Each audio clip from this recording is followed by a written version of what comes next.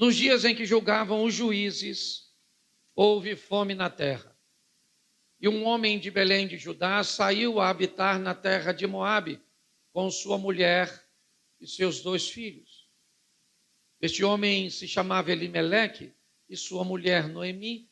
Os filhos chamavam Malom e Quilion, efrateus de Belém de Judá, vieram à terra de Moabe e ficaram ali. Morreu Elimeleque, marido de Noemi, e ficou ela com seus 2 filhos, os quais se casaram com mulheres moabitas. O nome de uma era Orfa e o nome da outra Rute, e ficaram ali quase 10 anos. Morreram também ambos, Malom e Quilion, ficando assim a mulher desamparada de seus 2 filhos e de seu marido. Então se dispôs ela com suas noras e voltou da terra de Moabe, porquanto Nes ouviu que o Senhor se lembrara do seu povo dando-lhe pão. Saiu, pois, ela com suas 2 noras do lugar onde estivera, e indo elas caminhando de volta para a terra de Judá, disse-lhes Noemi: Ide, voltai cada uma à casa de sua mãe, e o Senhor use convosco de benevolência, como vós usaste com os que morreram comigo. O Senhor vos dê que sejais felizes, cada uma em casa de seu marido, e beijou-as. Elas, porém, choraram em alta voz, e lhe disseram: Não, iremos contigo ao teu povo. Porém, Noemi disse: Voltai, minhas filhas, porque ireis comigo? Tenho eu ainda no ventre filhos para que vos sejam por maridos?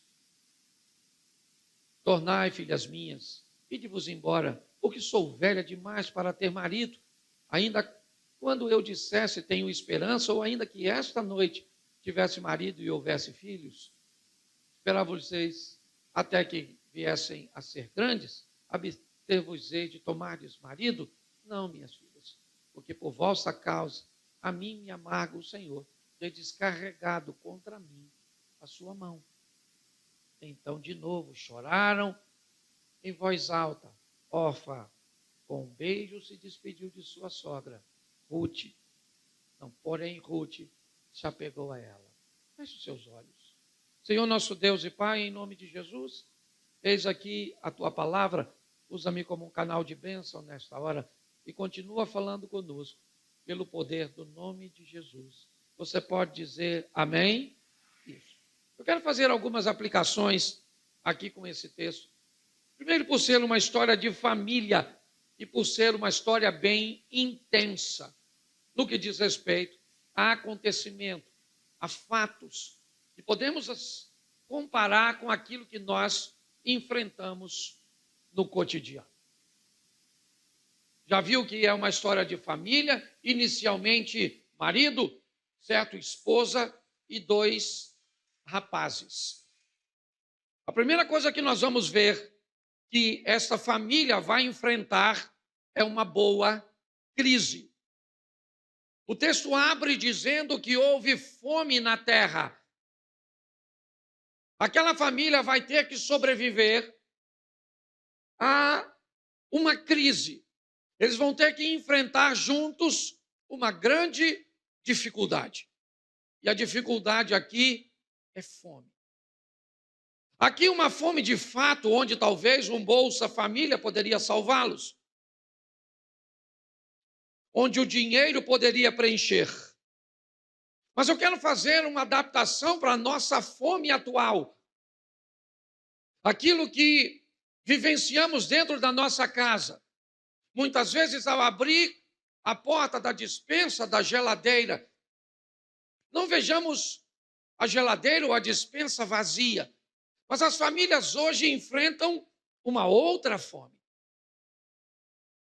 E ela contém alguns elementos que eu gostaria de aplicar do que as pessoas hoje estão famintas. O que elas querem hoje de fato. Se nós fôssemos falar de sobrevivência, aí estaríamos falando de alimento. Mas para sobreviver, na verdade, de fato, precisamos apenas de 3 recursos. Utilizando eles, todos os outros animais sobrevivem bem. Água, alimento e abrigo. Com esses 3 recursos, nós somos capazes de viver, ou melhor, de sobreviver. Se tivermos um lugar para nos abrigarmos, para nos protegermos, quer das intempéries, quer das feras, se tivermos alimento e se tivermos água, isso é o suficiente para que pessoas prosperem. Outras decisões e posturas precisarão ser tomadas, é verdade. Mas aqui eu quero dizer, não para a nossa sobrevivência, mas para a nossa vivência. Aquilo que vai além do sobreviver, para que haja prazer, satisfação. Nós vamos, e hoje, convivemos com 3 recursos que deixam pessoas famintas. O primeiro deles, atenção. Me veja, me note. Eu quero ser visto, eu quero ser notado. Você já parou para pensar o que pessoas são capazes de fazer para chamarem a atenção? Só para dizer, eu estou aqui, me note, me note. Nós moramos juntos, você é meu cônjuge, você é meu pai, você é meu filho, você é da família, mas eu sou invisível. Pessoas são capazes de beber, de vestir coisas escandalosas, de se comportar de maneira totalmente rebelde, com apenas um desejo. O desejo de dizer para quem convive com ela, para quem ela considere importante, me dê atenção, observe, olhe para mim. As pessoas hoje estão sedentas de atenção. Elas dividem atenção com a TV, com as redes sociais, com uma agenda altamente ativa, com muitas responsabilidades, com muitos afazeres, com muitos compromissos, e a maioria deles atendendo uma demanda de quem não tem nada a ver conosco. Queremos agradar, atrair a atenção, conseguir um like, onde muitas vezes a nossa esposa, os nossos filhos, os nossos pais ficam sem atenção nenhuma. Já vi casos de mulheres se tornarem atraentes e de muitas vezes oferecer um nível de atenção para um outro homem com o único propósito: chamar a atenção do seu. Já vi filhos entrarem nas drogas, agirem de forma rebelde e andarem em companhias inadequadas, que não tinha nada a ver com o seu convívio, o seu ambiente de criação, porque estavam com fome. Com fome de atenção. Segundo elemento, carinho. Carinho. As pessoas estão famintas por carinho. Cuide de mim. Não apenas me note, mas se preocupe comigo. Cuide de mim. Pergunte onde eu estou. Me pergunte se eu estou bem. Cuide de mim. Cuide. Às vezes basta uma ligaçãozinha, um abraço, um sorriso, um aperto de mão, um nível de atenção. Você pode ajudar alguém. A primeira coisa que você pensa nesse ambiente atribulado é: como eu vou ajudar as pessoas se eu não tenho dinheiro? As pessoas estão com fome, sabe, de carinho. Me note, certo? Cuide, se preocupe comigo. Às vezes no emaranhado de gente, é tanta gente, e às vezes vem alguém na minha cabeça, porque não dá para vir todo mundo ao mesmo tempo, senão eu vou ficar doido. Mas aí eu ligo para alguém, ou encontro com alguém e digo: cara, eu estava sentindo sua falta, já faz alguns cultos que eu não te vejo. E aí a pessoa começa a chorar. Eu fico: sério? O senhor notou a minha ausência? Hoje, a despensa está cheia. os filhos têm uma boa cama, um bom conforto, mas pouco cuidado. Pouco cuidado. E basta um pouquinho de cuidado em outro lugar, isso pode atrair a atenção, porque as pessoas estão com necessidades. Terceiro, respeito. Me respeite. Por favor, me respeite. Respeite o meu tempo. Tenha paciência comigo. Me dê tempo para que as coisas possam acontecer. As pessoas estão com fome de respeito, com fome de carinho, com fome de atenção. Mas quando isso acontece,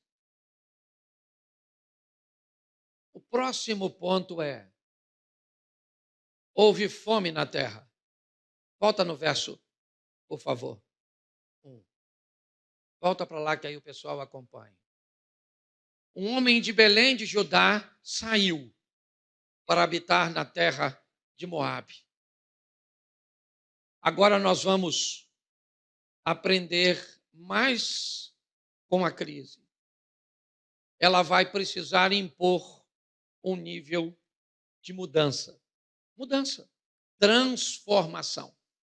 Qual é o grande problema das mudanças quando o assunto é família? Não costuma haver sincronismo na mudança. Normalmente, as mudanças não acontecerão de forma simultânea. E aí nós teremos um sério problema. Se não dá para mudar os dois ao mesmo tempo, se é quase impossível ver marido e esposa mudando, pai e filho mudando, sogra e nora mudando ao mesmo tempo, o resultado dessa equação é extremamente problemático. Por quê? Quem é que muda primeiro? Quem é que vai mudar primeiro? Mudanças. Elas são difíceis. Eu tenho vivido e imposto sobre mim um nível de mudança em algumas coisas. Eu gosto muito de falar de mim mesmo, algumas pessoas não gostam disso, mas eu gosto porque aí eu sou minha matéria-prima. Então, eu sou um cara que eu tenho dificuldade de pegar a quinta camiseta da gaveta sem bagunçar as 4 de cima. Eu tenho dificuldade de pegar algo aqui para usar aqui e depois colocar aqui. Eu tenho dificuldade de fechar o que eu abri. Eu tenho. E eu estou numa guerra com o Cláudio. Eu vivi isso agora, eu falei com o Mério, querido, você tem um cortador de unha que nós mudamos de casa, está meio que ainda se ajustando. E foi exatamente essa mudança de casa que me fez mudar de postura. Aí ela falou, está lá na minha sacolinha. Aí eu fui lá, peguei, achei. E assim que eu peguei a sacolinha, que eu botei em cima, que eu peguei o cortador, já me deu vontade de deixar a sacolinha em cima, para não perder tempo. Aí eu peguei a sacolinha, fechei, botei, fechei e fui cortar a unha. Cortei a unha.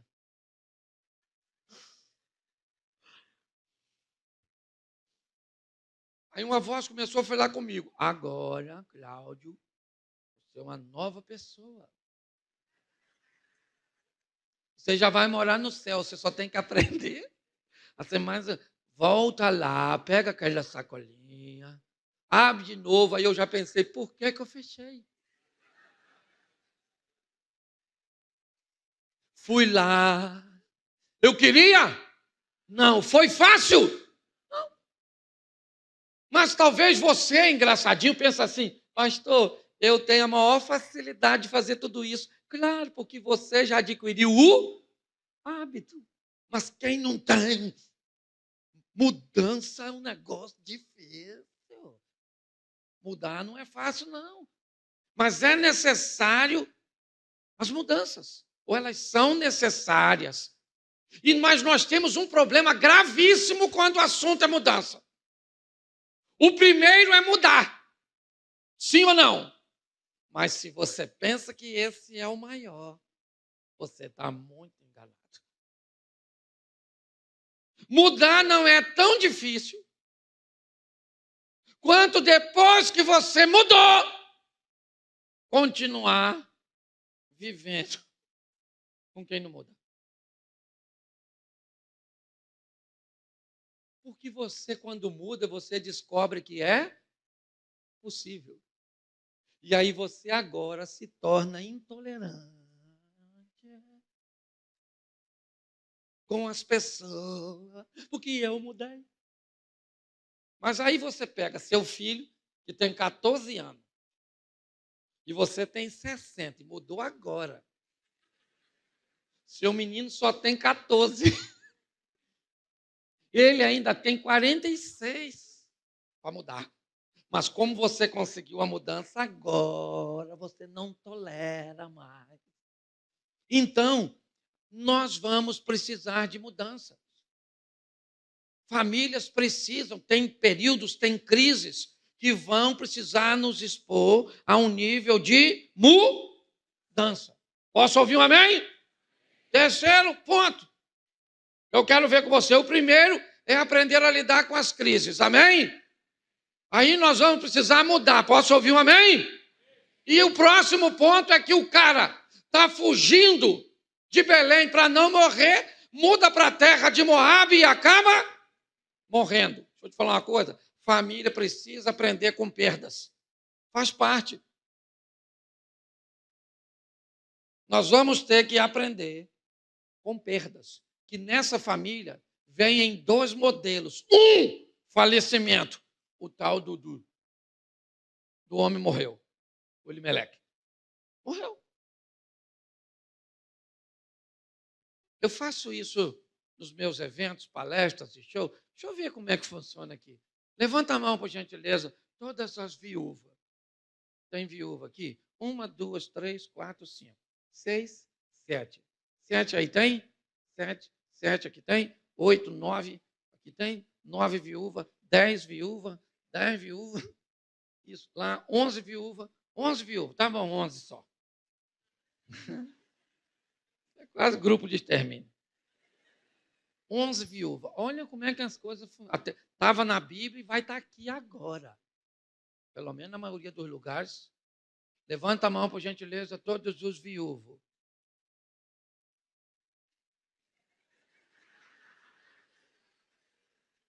Viúvo. Morreu, né? Morreu. Morreu junto com a viúva. Morreu. Não tem nem, não é possível. Com umzinho só, cara. Um viuvinho. Certo? Não é quem tem vontade, não. Certo? É disso, Abner, que só tem 3 vidas melhor do que a de um casado. Um solteiro, um viúvo ou um morto. São as 3 vidas melhor do que de casado. Mas volte para mim aqui, porque eu quero dizer algo muito importante em você. Essa família vai ter que lidar com perdas, e ela está em 2 modelos. O primeiro é com falecimento. Famílias vão perder muitas vezes seus pais. E aqueles que gozam dessas perdas se alegrem, porque ela seguiu o curso natural. Agora, quando um pai tem que sepultar um filho, aí é um grande desafio. Não estou dizendo que é a dor de perder. Eu só estou expondo que famílias precisam estar, nós precisamos estar preparados à perda, e não apenas por morte, mas também por desistência. Eu não sei se você viu nesse texto, mas uma das noras resolve ir embora daquela família por opção. E às vezes a sua família vai viver isso. Um filho resolveu ir embora por opção. Alguém resolveu se afastar de você por opção. E se você não estiver apto a vivenciar isso, a sobreviver a isso, você está perdido. Nós temos um exemplo na igreja. Aqui, a Adriana conhece, da nossa família, perdeu a filha, resolveu que não ia viver mais. Primeira doença que apareceu, ele se entregou e acabou. Um homem saudável, emocionalmente abatido, porque não conseguiu diluir a perda. Então nós precisamos, a vida continua. Quer essa perda seja por morte, quer essa perda seja por desistência. A família traz consigo a formação, na formação, certo? Traz consigo a presença de uma outra pessoa, de uma outra mente. E um belo dia essa pessoa pode levantar e pode decidir que não quer mais você. Isso é agradável, sim ou não? Não, mas é verdadeiro. E muitas vezes nós vamos precisar sobreviver a isso. Perdas. Quarto, certo? Adaptabilidade. Viajam para Moabe para apenas um período, lá morre Elimeleque. Os meninos, então, casam com duas mulheres. O que era transitório passa a não ser mais. E agora, sabe o que acontece? Os dois rapazes acabam morrendo. O que nos expõe a essa família a viver adaptabilidades. Aprender a se adaptar ao novo posicionamento econômico de um provedor desempregado. O novo posicionamento familiar de um ente querido, seja ele, né, por parte da mulher ou do homem que está debaixo de uma enfermidade e que agora requer mais atenção, agora requer mais investimento financeiro. Esse foi um dos maiores desafios que as pessoas viveram durante a pandemia. O Covid-19 trouxe consigo uma expressão, a nova realidade, uma nova forma de se viver, um novo estilo de vida, onde somente fortes e adaptáveis iriam conseguir passar. Casais que não estavam fortes e adaptados sucumbiram ao confinamento. Empresas que não eram fortes e adaptáveis para conviver agora com home office e com tantas outras coisas que precisaram se adaptar. Fé, um novo modelo de culto, pessoas com máscaras, com distanciamento. O grupo de pessoas que não conseguiram voltar depois disso foi grande. Porque a família vai precisar conviver com uma adaptabilidade. Chegou uma criança, eu tenho que me readaptar. É um ambiente, é uma estrutura, uma logística. Agora não tenho mais criança, é uma adolescente. O quarto não é o mesmo. A atenção não é a mesma, a preocupação não é a mesma. Aquilo que nós tínhamos por preocupação de um acidente físico, agora fica com uma influência emocional. Agora os filhos casaram e vão embora, eu preciso me adaptar. Como é que agora eu vou viver? Então as famílias precisam, essa é uma família que nos mostra o poder da adaptabilidade, o poder de lidar com perdas, o poder de enfrentar os momentos de mudanças e entender que as crises fazem parte e nos conduzem a um novo modelo familiar, muitas vezes. Hoje, os modelos variam. O matrimonial, certo? Hoje, as famílias constituídas por união estável. Hoje você tem monoparental, quando uma mãe solteira, por exemplo, é apenas um dos pais convivendo com os filhos. Você tem anaparental, quando não tem os pais, são irmãos vivendo juntos. Hoje você tem homoafetivo, quando pessoas do mesmo sexo formam família. Nós estamos debaixo de tudo isso. Se você gosta ou não, se você concorda ou não, isso faz parte da nossa sociedade e muitas vezes até da nossa própria casa, da nossa família. Então nós precisamos estar expostos a tudo isso. Mas um dos momentos extraordinários dessa família é quando Ruth decide ir com Noemi. Agora ela quer voltar para sua terra. Suas duas meninas são moabitas, suas noras.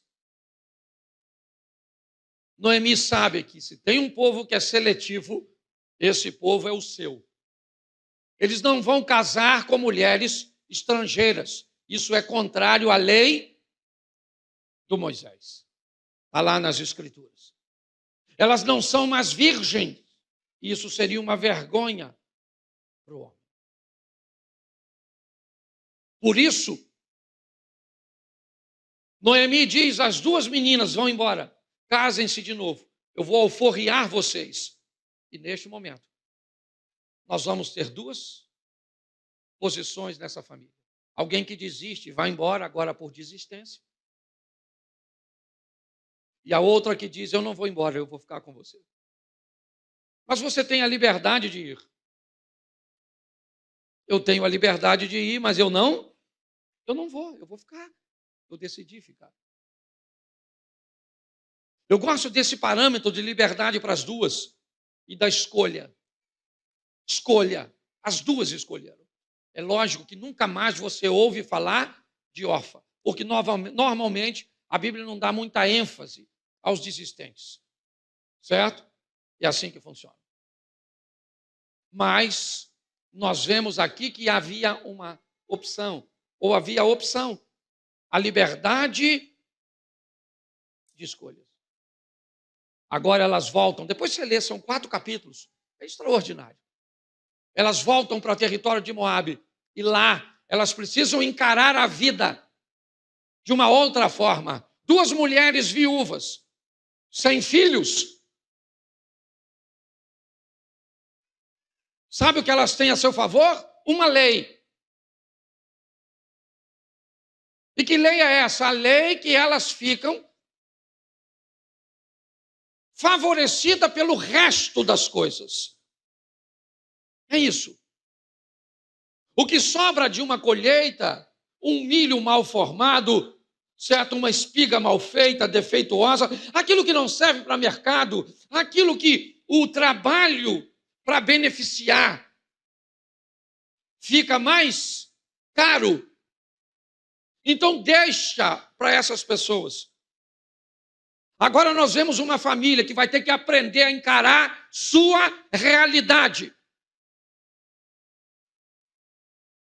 Você viu aqui no monólogo? Encarar a realidade. Estou sem desejo sexual. Eu estou sem paciência com você. Eu estou por aqui. Nós não estamos bem. As coisas não estão boas. Uma família precisa olhar para o momento ruim. E quanto mais rápido encarar este momento ruim, quem fala de fraqueza não fala de fracasso. Tem que ter coragem. As duas chegam em Belém. E agora nós vamos fazer o quê? Eu vou sair para catar os restos. É assim que funciona. Encarar a realidade do momento. Nós precisamos. Não sei qual é o momento que você vive hoje. Não estou dizendo para você expor sua intimidade para os outros. Eu só estou dizendo para você encarar. E é isso que essas 2 mulheres vão fazer juntas. O próximo passo é o que Noemi vai falar para as suas noras uma vez e depois na sua terra a segunda vez.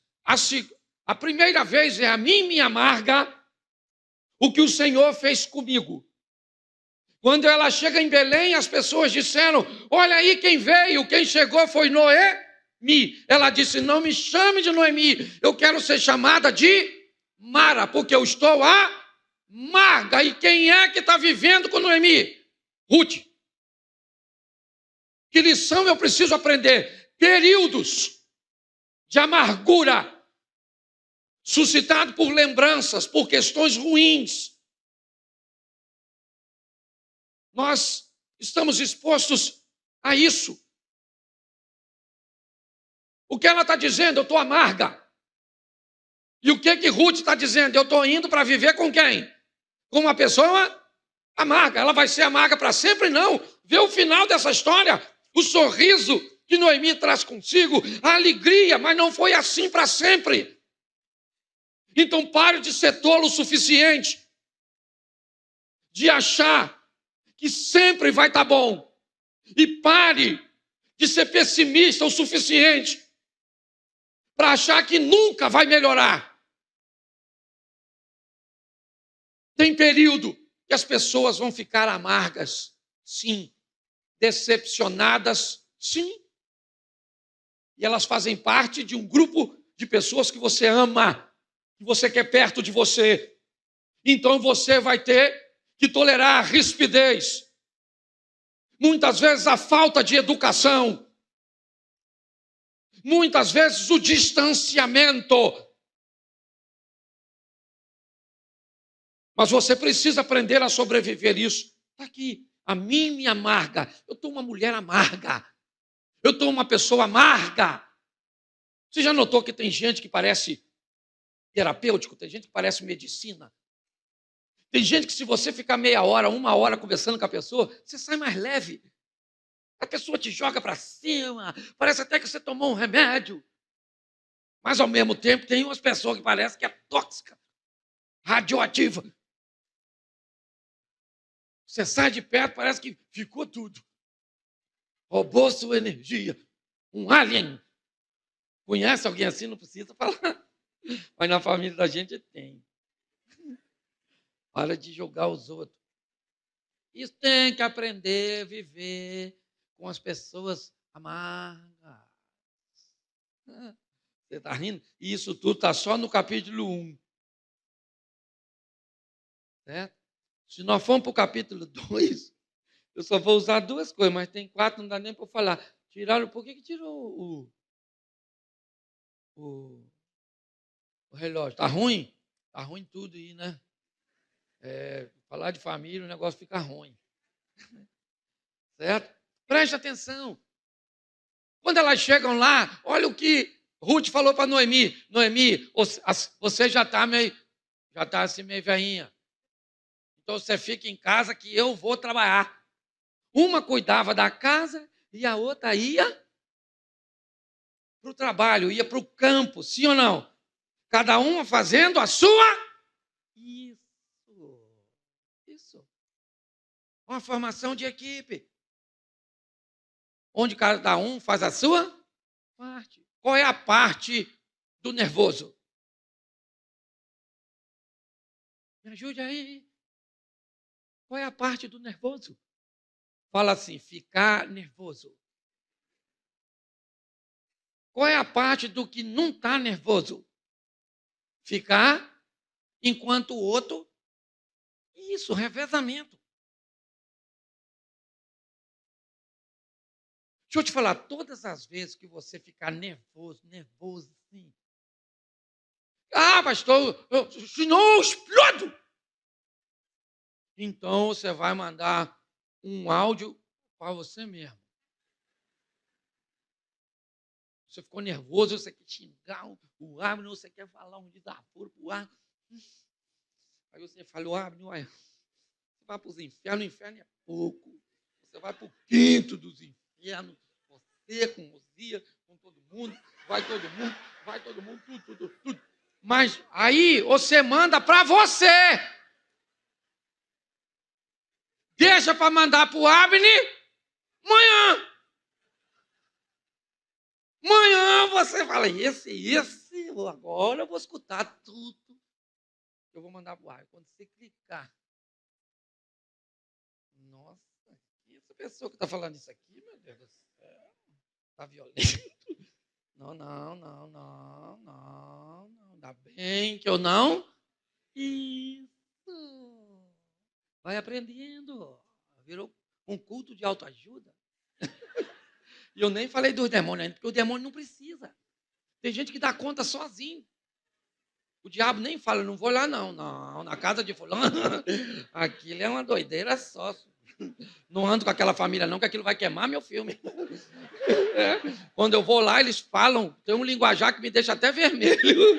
É mais ou menos assim. Você sabe do que eu estou dizendo. Certo? Então é assim. Vai brigar com o filho? Tem que ter os dois. Um dá uma dura e o outro alivia. Calma, esse menino é bom. Inteligente. Mas não. Tem inteligência, ainda não achou na cabeça dele, mas está aí em algum lugar. É nosso filho. Aquela coisa. Na próxima crise você reveza. O bom fica ruim, o ruim fica bom. Trabalho em equipe, isso aí. Tá certo? Família precisa conviver com isso. Posso ouvir um amém? E quem é que está olhando para isso tudo? Deus. Deus está olhando para a crise, para as mudanças, para as perdas, para a adaptabilidade, para o novo modelo, para a liberdade das escolhas, para encarar a realidade, certo? Para viver com gente amarga, para observar o trabalho em equipe. Então Deus entra em cena no capítulo 2. A Ruth está lá catando as coisas, toda suada, toda bagunçadinha. Quem é que chegou? Hã? Isso, o Boaz. Quem é? O latifundiário, o dono das terras. O cara chegou naquele camelão 2.0. Isso, desceu. Deu uma olhada naquele povo, tudo trabalhando para ele. Tudo trabalhando para ele. Viúva pra caramba. Só trabalhando. Ele olhou e falou: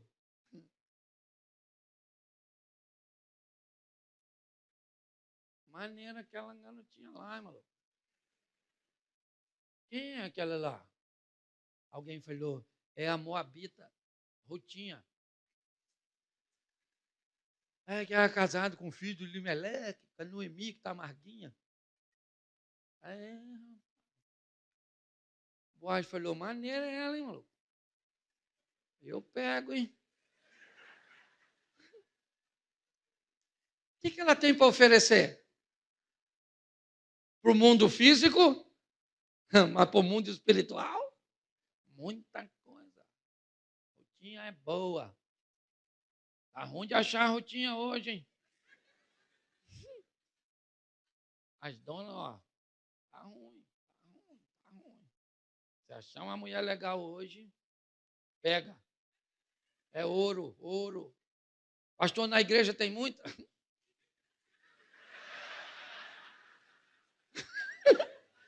Tem não, olha direito.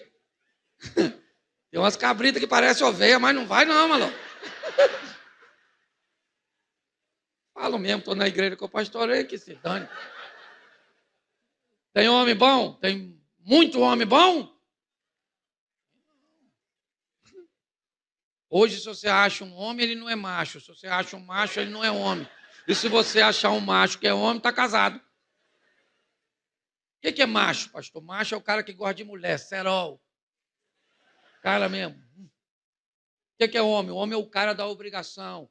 O homem é o cara distinto, decente, trabalhador, honesto, fiel, bom pai, bom marido. Isso. Qual é o problema? Encontrar os dois num recipiente só.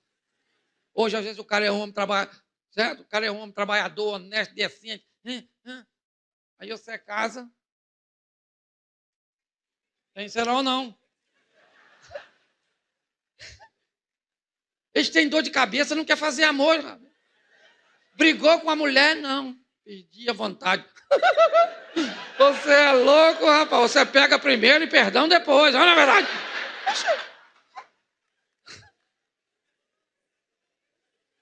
Aí o cara, ser homem não é macho. Ser macho não é... Sangue de Jesus tem poder. Olha os demônios já querendo chegar. Eu não... Então, Deus está olhando tudo e vai dar o quê? O que essa família precisa? apenas de uma oportunidade e ela aparece. Boaz se interessa. Vocês gostam da bagunça, né? Não vou falar mais, não. Fica me provocando, Cláudia. Eu conheço. É o inimigo. Essa família tem a oportunidade. Deixa eu falar uma coisa para você. Você tem que ter algumas coisas quando você for formar. Levanta a mão todos os solteiros. Já vou terminar. Todos os solteiros. Solteiro. Isso. Olha para mim aqui, solteiro. Você está livre. Baixa a mão, que já tem nego de olho em tu. Fala assim, solteiro, diga assim, eu estou livre. De novo, solteiro. Casado, diga, eu estou preso.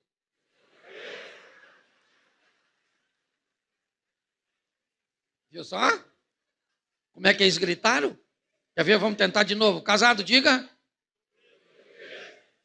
O que é isso? Pedir de socorro. É isso aí. Você está rindo? Mas é sério. Então não tem mágica quando o assunto é casamento. Nós precisamos aprender. Tem algumas coisas, não dá para eu falar, porque cada um desse negócio aqui é um ponto. É muito assunto para um dia só. Mas domingo que vem eu vejo se eu faço de novo. E vai embora, porque eu vou repetir a mesma mensagem. E se seu marido não pegou na primeira, não pega na segunda. Deixa ele digerir semana que vem, tá certo? Posso ouvir um amém? Mas é uma oportunidade. O que eles precisam é de uma oportunidade e eles vão receber. O Boaz se interessa por Noemi, que começa catando restos. Ruth, perdão. Se interessa por Ruth, que começa catando restos. Não é assim que ela começa? Porque você deve começar com o que você tem, é a sua realidade. É um pouquinho.